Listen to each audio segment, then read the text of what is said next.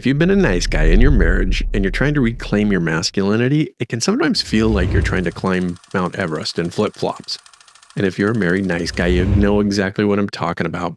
I mean, we've spent decades perfecting our nice guy persona instead of stepping up and embracing and living from our masculine hearts. And as a result, we've dodged our masculine responsibilities and leadership, and we've avoided setting the tone in our relationships. We've probably made countless promises and then flake on them and slide back into our nice guy syndrome. And then you read No More Mr. Nice Guy by Robert Glover, and suddenly you're enlightened to the mistakes and the behaviors that have been getting you the opposite of what you want in life, especially in your married relationship.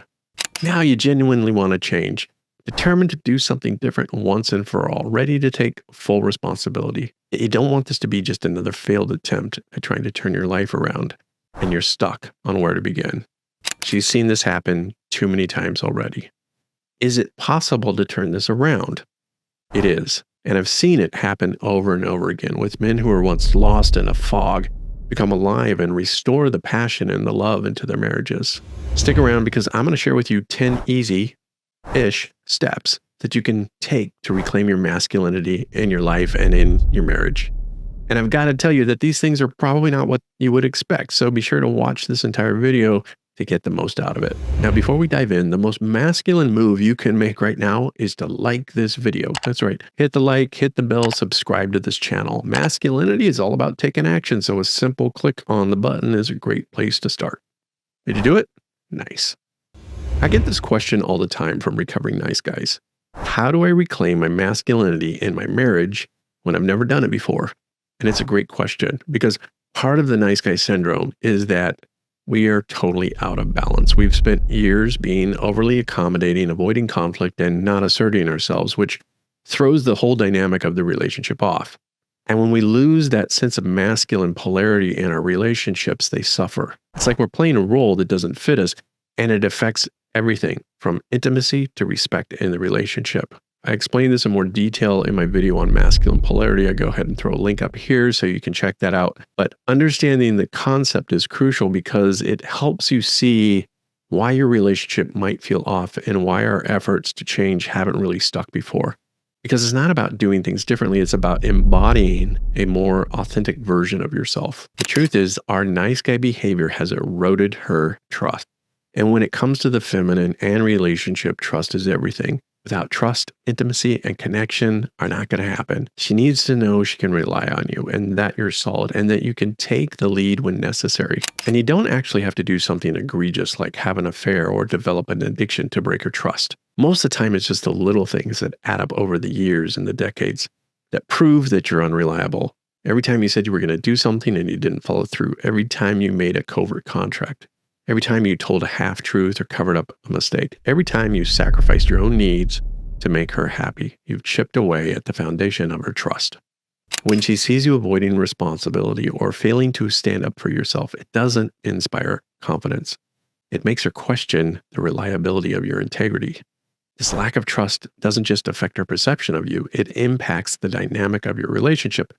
It's hard to feel attraction to somebody if you don't trust them. And the loss of trust can lead to loss of respect, which leads to loss of intimacy.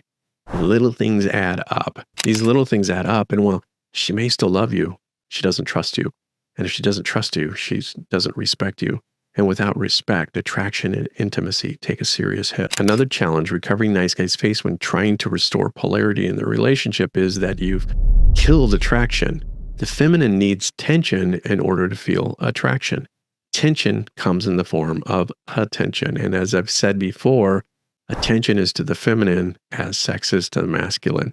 The masculine feels connected through sex, and the feminine needs to feel tension in order to feel attraction and desire for sex. So when you're not present, when you're not attentive, when you're not creating tension, positive tension in the relationship, you are killing the attraction. Now, masculine energy is all about presence, focus, and direction. And when you're constantly sidetracked, you're not embodying the energy of the masculine, and she's going to feel it. Nice guys also kill attraction by being needy and seeking nourishment and nurturing from their spouse. I got a question for you. Who does the feminine naturally give nourishment and nurturing to? Answer, her children. As nice guys, we never learn to self-soothe. We never learn to nurture ourselves. Instead, we developed a habit of seeking it from the place we got it in the first place. Or maybe we didn't get it, and so we're starved for it. This is from the mother. We've developed an erroneous belief that the feminine should always be nurturing and giving to our inner child. So when you put her in the position of mother, she's going to see you as a son. And one of the biggest complaints I hear from women all the time is that they feel like their husbands are just one more child that they have to take care of. And guess who she's not going to be sexually attracted to? Her children. So when you show up as a boy in the relationship, she's not going to be attracted to you sexually. So if you're constantly seeking her approval and reassurance and her emotional caretaking, you're behaving like a dependent child, not a strong, self-sufficient man. And the dynamic is a massive turnoff because it reverses the polarity that's needed for the sexual attraction. So how do you change this? How do you actually become more integrated, masculine in a marriage that's been suffering for years? I'm going to share with you some of the things that I've found that have helped me and have had the greatest impact in creating masculine energy in my life and in my relationship. Several years ago, Dr. Glover introduced me to one of his teachers, John Wineland. Now, John works in the field of embodiment practices, and I have to say in the beginning, it was a little out there for me. I didn't really quite get the concept. Nevertheless, I kept feeling pulled back to his teachings. I felt like there was something in it for me. So in 2023, I joined John's Embodied Masculine Leadership Program. It was a significant investment, but I had this feeling it would be life-changing if I just let myself fully embrace his teachings. And did it ever? In fact, I have to say it's one of the top experiences, life-changing events that I've ever attended. I loved it so much that I came back this year as a leader in the program. John Wineland describes two key aspects of embodiment. Number one is physical embodiment. This involves being fully present and aware of your body. This includes practices like breath work, movement, posture realignment, and cultivating a deep sense of physical presence. Physical embodiment helps the individual connect with their body, their sensations, and their emotions, and their energy, and it fosters a grounded, centered connection with yourself. It's really about staying connected and aware of your physical body at all times, and also understanding what's going on energetically and emotionally. The second part to embodiment is energetic embodiment. This aspect focuses on flow and management of your own internal energy. It involves creating awareness and taking control of your own energetic state to influence interactions and relationships positively. Energetic embodiment includes practices that enhance your ability to feel the energy directly, and you develop this through meditation and relational exercises. The practice helps guys radiate presence and connection more deeply to yourself and with others. Embodiment of the masculine is feeling all aspects of the masculine. And by creating a daily practice and rituals around your masculine, I have found that it's much easier for me to show up in my relationships with an authentic, open heart. I think there are 10 key qualities that you can learn to cultivate that will create deep connection within yourself and with others. Number one is presence. You embody masculinity by being present in every moment through your awareness, your thoughts, your feelings, and your surroundings. You practice mindfulness and you remain grounded in bringing your full attention to whatever's going on in the moment. The second one is authenticity. You want to be able to be true to yourself. You want to be able to express your genuine thoughts and your emotions. And you want to avoid those tendencies of nice guy behaviors like people-pleasing or seeking external validation. Number three is emotional awareness and regulation. The embodied masculine recognizes and understands his emotions. You allow yourself to feel deeply without being overwhelmed. You practice emotional regulation, how you respond to the situation, with calmness and clarity rather than being impulsive or overreacting. The fourth embodiment practice is purpose and direction. You want to have a clear sense of purpose and direction in your life. You want to set meaningful goals and take consistent action towards achieving them. You want to stay committed to your own personal growth and development. And when you do this, she's going to feel that.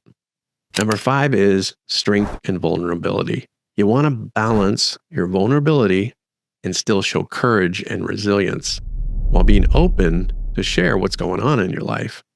When you're vulnerable and you seek support when you need it, it creates a balance of deeper connection and trust in you that she can feel and creates trust in the relationship. Number 6 is integrity. Integrity is being consistent in your alignment with your actions and your values and principles.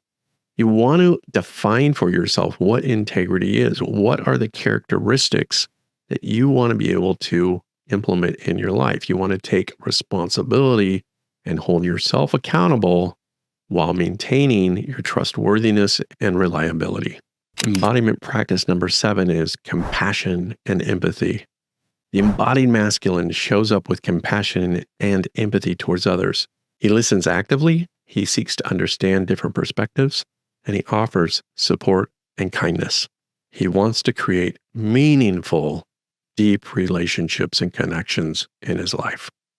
Number 8 is the embodiment awareness, the physical sensation. You want to be able to connect with your physical body. Practice things like energetic awareness, practice things like breath work and meditation and movement. This enhances your ability to be responsive and present. So really get into feeling the feelings, the sensations in your body. Number 9 is balancing your masculine and your feminine energies. The embodied masculine integrates both the masculine and feminine energies within himself. He embraces such qualities as assertiveness and decisiveness, the masculine, while at the same time receptively and nurturing the feminine. The balance allows a harmonious dynamic and a way of being. Finally, number 10 is contribution and service. The embodied masculine seeks to contribute positively to his community and the world. Now, whether this is through your work, your relationship, or just your personal endeavors, you want to create meaningful impact and serve a greater purpose. So there you have it, the 10 things that you can do right now: purpose and direction, strength and vulnerability, integrity, compassion and empathy, embodied awareness, balancing the masculine and the feminine energies, and contribution and service.